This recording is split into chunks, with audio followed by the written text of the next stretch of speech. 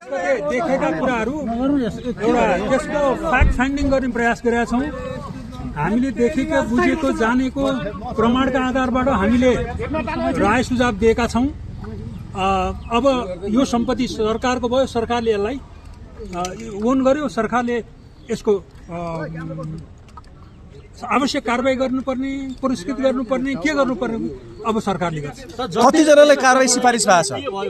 कारबाही सिफारिस कतिजनालाई भएको छ? तपाईको निष्कर्ष के रह्यो?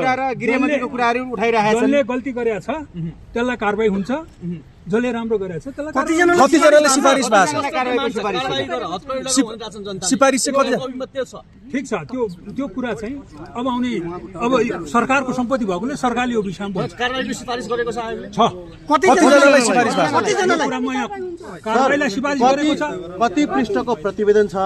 प्रतिवेदनले मूलभूत रूपमा 23 गतेको घटनालाई कसरी हेरेको छ, 24 गतेको घटनालाई कसरी हेरेको छ? करिब 900 प्लस पेजहरू छन्, अनुसूचीहरू पनि छन् र त्यो करिब सबै गर्दाखेरि 8 देखि 10,000 को पेजहरू हुन्छ। सबै गर्दाखेरि अब यो सम्बन्धमा चाहिँ विहीन रूपले 23 गते र 24 गते घटनाहरूको विषयमा छ।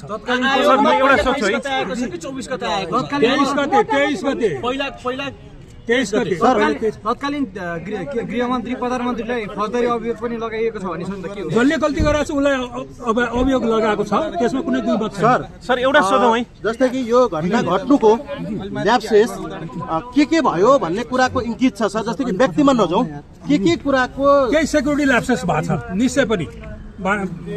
त्यो यो संसद भवन परिसरमा सुरुबाटै ब्यारिकेडदेखिकै के कमजोरीहरू देखिएको छ, त्यति हो।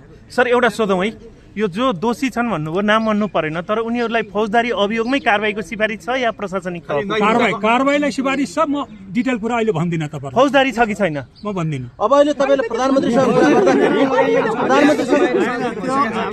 प्रधानमन्त्रीसँग कुरा हुँदा प्रधानमन्त्रीको मनस्थिति आफूले सार्वजनिक गर्ने भन्ने छ कि अर्को सरकारले आफै सार्वजनिक गरोस् भन्ने छ? के छ, तपाईँले के बुझ्नुभयो? यो विषयमा प्रधानमन्त्रीज्यूले हामीलाई धन्यवाद दिनुभयो। यो सरकारको सम्पत्ति भयो, अब हामीले के गर्नुपर्ने गर्छौँ भन्नुभएको छ। सर संख्या मात्रै भनिदिनु न सर, संख्या मात्रै कतिजना छन् भनेर। आयोग थियो, तपाईँहरूको हालत पनि त्यस्तै हुने त होइन? हुँदैन।